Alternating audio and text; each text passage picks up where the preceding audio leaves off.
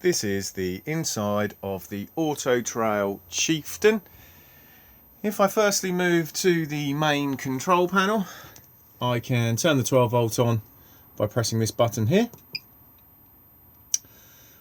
Once we've done this, we can turn the water pump on and off just here. The water pump needs to be on so we can get water out of the taps. Flush the toilet and fill the boiler if it's been drained down. We then have the main isolator for the onboard lights. These can all be individually turned on and off on their own switches. We then have awning light on and off. We then have dimmable light on and off. And if you hold the button, you can then dim them down and brighten them back up again. Battery selection just here. So L for leisure, V for vehicle. So as you can see, we've now selected the vehicle battery. So this is the battery we are now using to run the back end of the motorhome. But this is now also the battery we are charging because we're currently connected to the main supply. And that's indicated by the little lightning strike up here. If I now flick back, we now go back to the leisure battery, and again that's the battery we are now charging. This one here would turn tank heaters on and off, but this particular model does not have that. All other information is then given via scrolling. So if I now return back to the beginning, so we have the Auto-Trail logo, we have the external temperature, as I've just said. Main supply is indicated by the little lightning strike. We have the time and then the internal temperature just there. We can have it so it's just displaying the time. Next we have clock set, etc. just here, and we just use this arrow button to go in, and then if we want to alter the time, just use your arrow keys up and down and then move across. We can also set a wake up alarm and turn that on and off just here. And we can also set a timer as well, just down the bottom here. Next we have condition of leisure battery, how many amp hours are within the battery, what the solar panel is up to, and how many amps you've either got coming in or going out depending on what you're doing in the van. Next we have condition of vehicle, condition of leisure, how much water is in the fresh tank and how much water is in the waste tank. And then we end up back at the beginning again.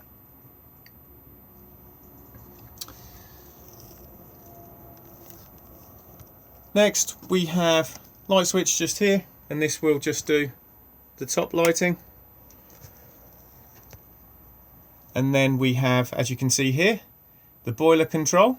So this is for hot water on gas. So firstly, make sure that the flue cover has been removed on the outside and that the gas is turned on. And then you'll see if we flick the rocker switch up, we can heat hot water to 50 degrees. And if we flick it down, we can heat hot water to 70 degrees. If it fails to light, a red light will pop up in the window to let you know. It can sometimes take a couple of goes to light, especially when you've put a new gas bottle on, because it needs to purge the air out of the system. Next we have the heating on mains electricity. And we have an inner dial which just controls the temperature, and then we have an outer dial which picks the power settings.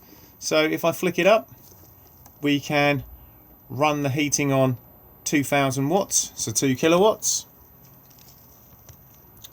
If I now go down, we can run it on a very low 500 watts, or we can run it on 1 kilowatt. So this is all just dependent on the ampage of the site you're on to try and avoid tripping. As you can see, a green light comes on to let you know the heating is in operation. and the element in the fire down here will begin to heat up, and then warmth will start to be generated out of this section here. You can also come to this part here and turn on the circulation fan, which will then blow the warm air out of all of the air ducts that are located around the motorhome. You'll see we have a top dial, which is fan speed, and then we have O for off, M for manual, and that will then turn the fan on.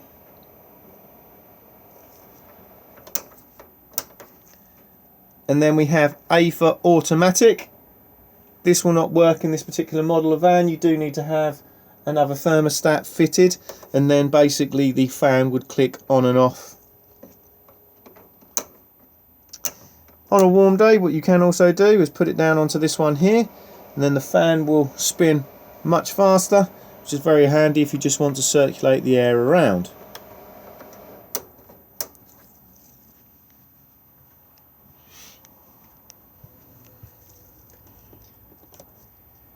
If you have no main supply connected, you can run the heating on gas, and to do this, just turn this dial here and the igniter will begin to tick. Then just hold it down, and then usually once the igniter has stopped ticking, it's a good indication that the fire has lit itself. And then when you let go, you can usually hear a whoosh. But if in doubt, you can always peer for the pilot light just there. And again, you can then use the circulation fan to push the warm air out of all of the air ducts. If for any reason you try to light this and the igniter is not working, it may just be that the battery needs to be replaced, and the battery is just located here. It's just a single AA battery. For hot water on mains electricity, you just need to come to the control just here, and exactly the same in design as the control for the gas. Just literally flick it up for hot water at 50 degrees and flick it down for hot water at 70 degrees.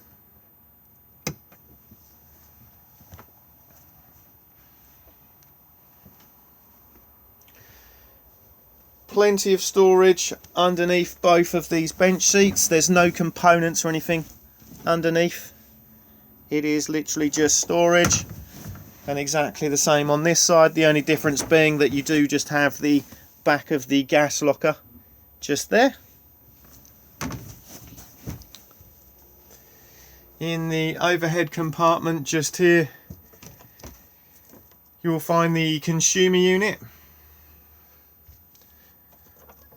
So we have the main strip switches just here. So we've got the 3 individual MCBs, main RCD and test button. As you can see, they are all numbered up, and then just correspond on the sticker just here. So if anything's not working on main supply, just check to see if you've tripped at this point here. We then have the 12 volt fuses just here, and again they are all numbered up and correspond on the lower part of the sticker just here. So if anything is not working on 12 volt, just check to see if a fuse is blown. Up the top here we have isolator switches for components that use mains electricity. So we have one for the water heater and one for the heating. So if you turn these off,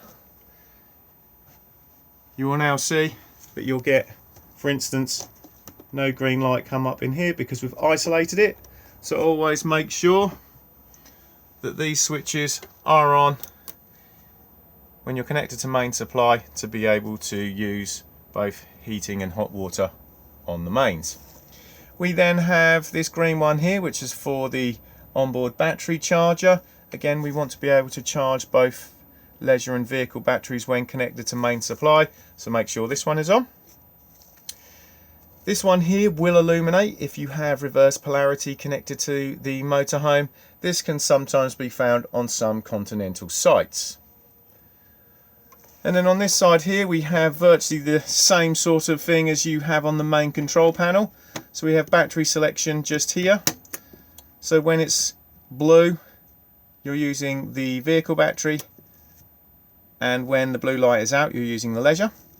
We then have again the main isolator for all of the onboard lights, water pump on and off, and then 12 volt on and off. This last button here is full system shutdown, so if you're not using the motorhome for long periods of time, you can press this button and it will shut the back end down and kill any residual draw on the leisure battery. Also in here we have USB charging socket, and then we also have the control box for the satellite dish on the roof. So to use this, firstly, turn the power on. As you can see, we now have a green light flashing. If I now press here, you'll see this is now starting to flash because it's now letting us know that the dish is now opening up and now skewing into position. Once it has located the satellite, the green flashing light will go to a solid green to let you know that it has located it successfully. You can also pick any of the other satellites on here as well, just by holding the sat button in and then moving them across, and this is just dependent on your location. If you're in the UK, you will mainly want Astra 2. As you can now see, it's located the satellite. And if we now move to where the Avtex television is located, you'll see that you have this part here that just needs to be unclipped and then just tucked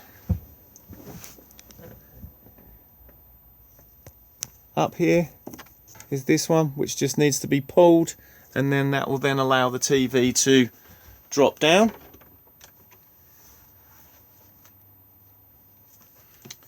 And if I now just take the television remote, just turn it on in the normal fashion,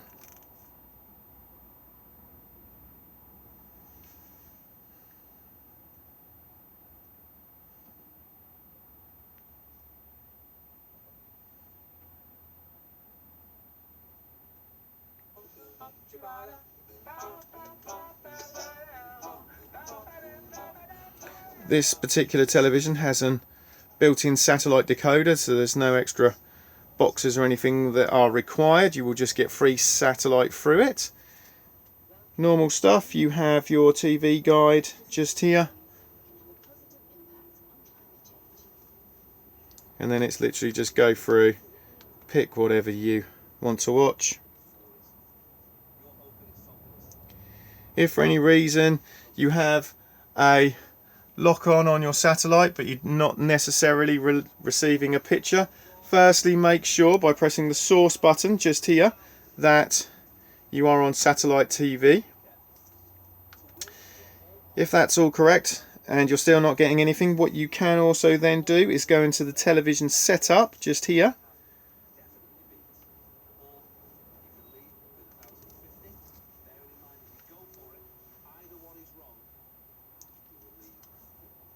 my mistake, this side here, sorry, not the DVD setup, the TV setup. Arrow down,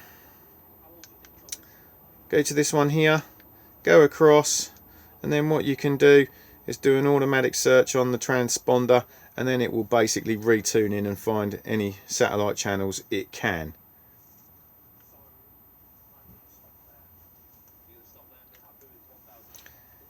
If I now turn the television back off again, you're also supplied with this remote control as well, and if I now pick it up, you'll see we have power.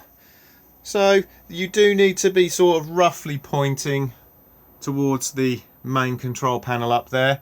Doesn't have to be perfect, but we can turn the 12 volt on and off like so. We then have A and B. Ignore C. This is if there was additional things added to the motorhome. The same with these arrows on this side. It's only these two buttons that will work and these arrows just here. So you will see that if I now press A, I can turn off the dimmable lighting, and by pressing the arrows I can also dim it back down or brighten it back up again, just depending. And then with the button next to it we can then turn off all of the lights, so we don't have to get up and press it on the control panel itself.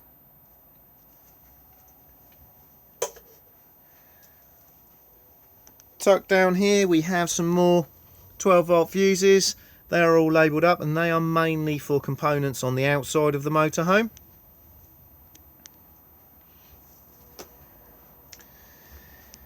If we now just return back to the satellite box again, to put the dish away, just literally hold the button just here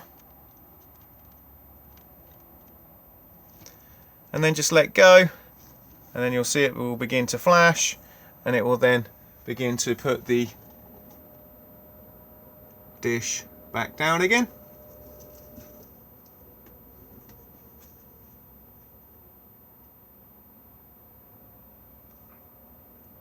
Again, once the dish is away it will all stop flashing, and then you can turn the power back off again.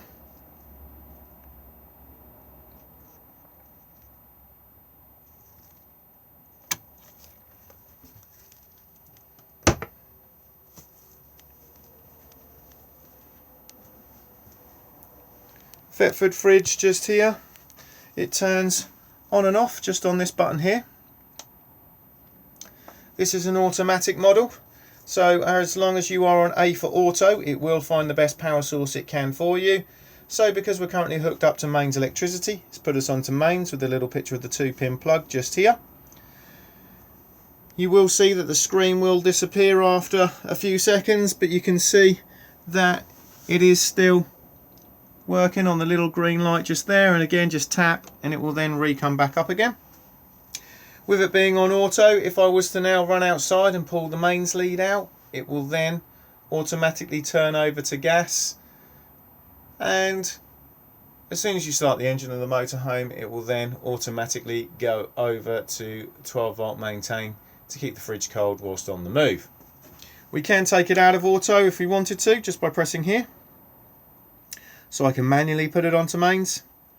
I can manually put it onto 12 volt maintain. We're going to get an error code at the moment and a red flashing light because the engine's currently not running. And I can manually put it onto gas. Temperature control just here. And then lastly we have the unit's anti-condensation jacket on and off. You will only find condensation jackets on these larger fridge freezer units. What basically happens with these in much warmer temperatures, they have a tendency of building up condensation behind them, which will then run down the back and form a puddle beneath it. So at the moment, condensation jacket on, condensation jacket off. This can be left on all year if you want to, but you definitely make sure that it's on in the warmer summer months. If I now just put it back to auto,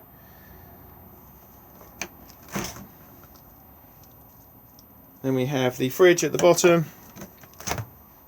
and the freezer at the top.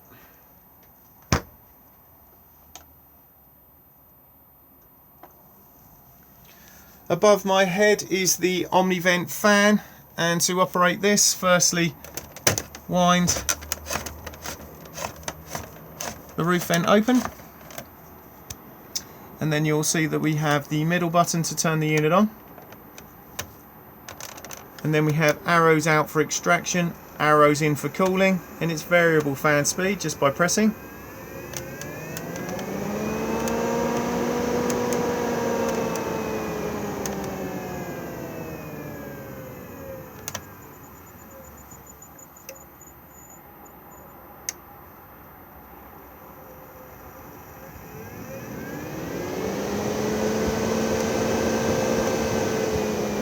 Do make sure that all roof vents are closed for travel.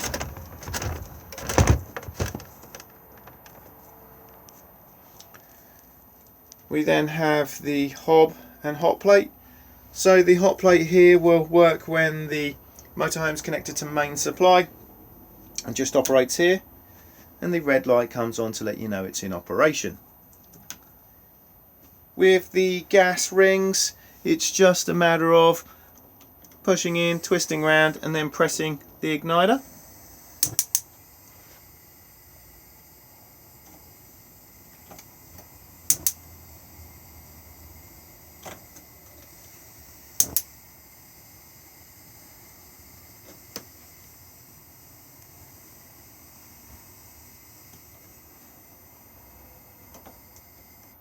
And then directly beneath that is the grille.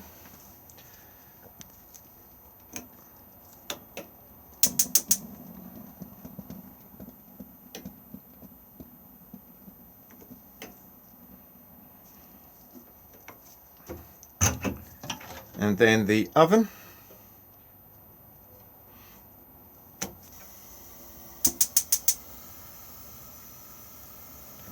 With the oven you also have a light as well, just here.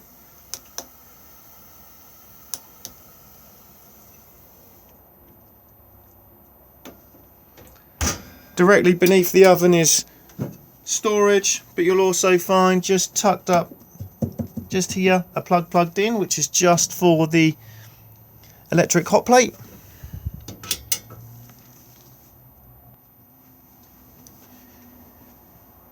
Microwave just here, and just like the hot plate will only work when the motorhome's connected to main supply. It's just plugged in just here. This is an eco model, so firstly press the eco button to wake it up, and then we have quick start and stop just here, and then we have the usual auto cook up the top, defrost, etc. just there. Always advisable to remove any contents for travel.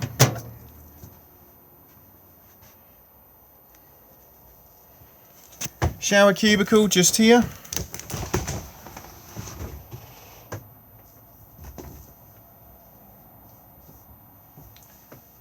Do make sure that the shower screen is secure for travel.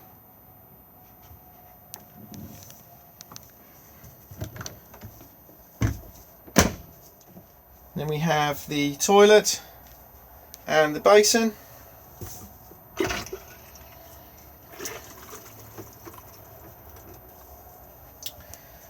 With the toilet, open to the cassette just on the lever just here,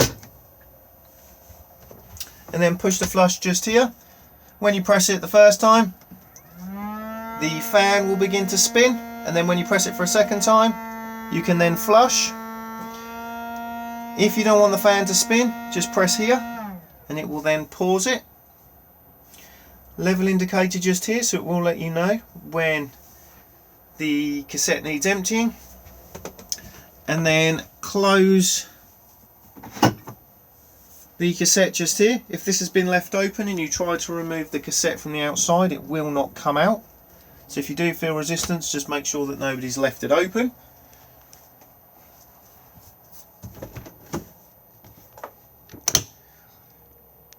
And then right at the back we have the rear bed. Freestanding table just stored just here.